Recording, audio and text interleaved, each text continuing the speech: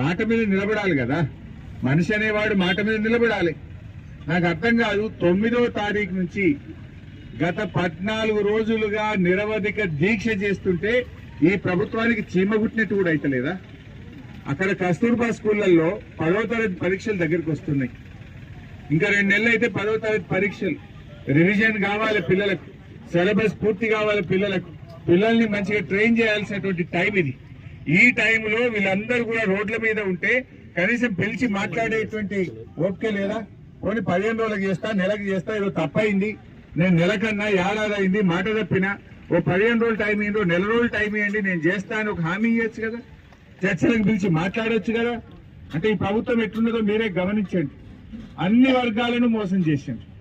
ఇవాళ సర్వశిక్ష అభియాన్ ఉద్యోగుల విషయంలో ఆ రోజు మాట ఇచ్చి మాట తప్పింది. అందరూ కాంగ్రెస్ పార్టీ మంత్రులు ఇవాళ అధికారంలో